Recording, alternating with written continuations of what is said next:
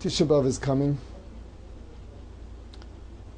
Tisha B'av, a day where we commemorate the destruction of both Batei Mikdash, both temples, other tragedies in the history of the Jewish people. And the Gemara tells us that the root of it was back in the desert when the Jews sent out the spies, the Meraglim, to look at Eretz Yisrael, and they came back and gave a scary report.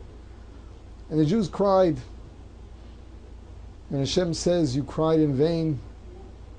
I'll see to it that this will be a day of crying for generations to come. Which means that we're being told that the root of all of the suffering of Tisha B'av throughout all the generations is in the fact that the Jews were able to accept that Hashem is promising them to come to this beautiful land, and He really wouldn't deliver. This was going to be a land that's going to be impossible to conquer. This is going to be a land that you need open miracles to conquer, and they did not have the confidence that they would be the great tzaddikim to warrant such miracles. And it would just be disastrous. They thought that Hashem puts us into situations that we cannot pass. Situations that He's just setting us up for failure. This is the root of all Jewish misfortune. We don't believe that Hashem is only there for us, and that all struggle and all suffering and all difficulty, it's all there for us, and that ultimately we will rise to the occasion. Hashem, our Creator, knows us and knows that we can rise to the occasion. We just didn't believe we could.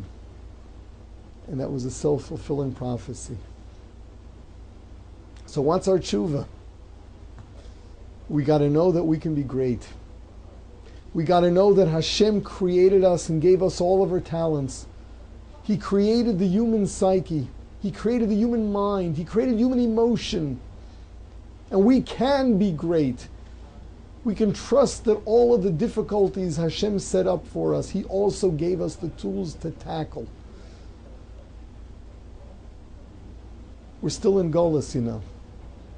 We're back in Israel, but we're still in Golus. Besides, lots of Jews all over the world, they haven't come back, and many don't identify themselves as Jews. And this seems like something that we just cannot tackle. This seems like something beyond us. We got to know every situation we're presented with has the ability to bring out the best in us.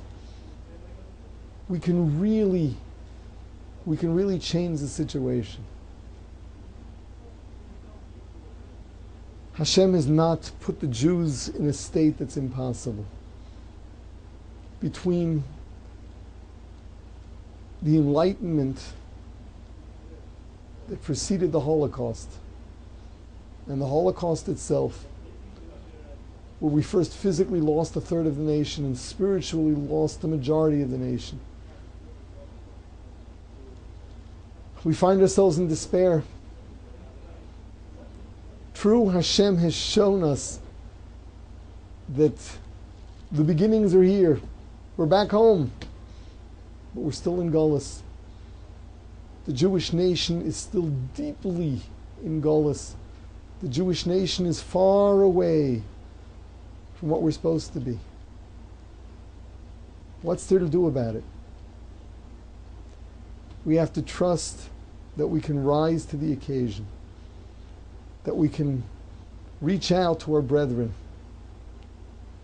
that we can bring them home, that we can bring them back to Judaism, that we can bring them back to Jewish values and Torah, and that ultimately we can hasten bringing Mashiach.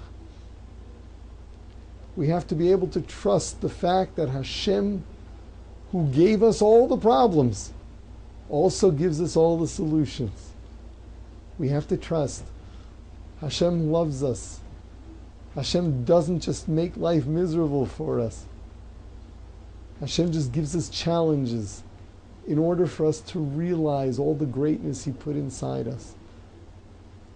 So we've got to feel the pain on Tisha B'Av. We have to cry and lament, realize the unfortunate state of the Jewish people today, and commit ourselves to do something. This is what the Jerusalem Kollel is all about. We've got to tackle the problem of where the Jewish people is today. Our young men and women spend their years here in training and then go out there to fight for Klal Yisrael. Join the fight. Together, we can make a difference. Together, we can bring the Jews to where Hashem wants us to be. And yes, we can live to see the redemption speedily in our days.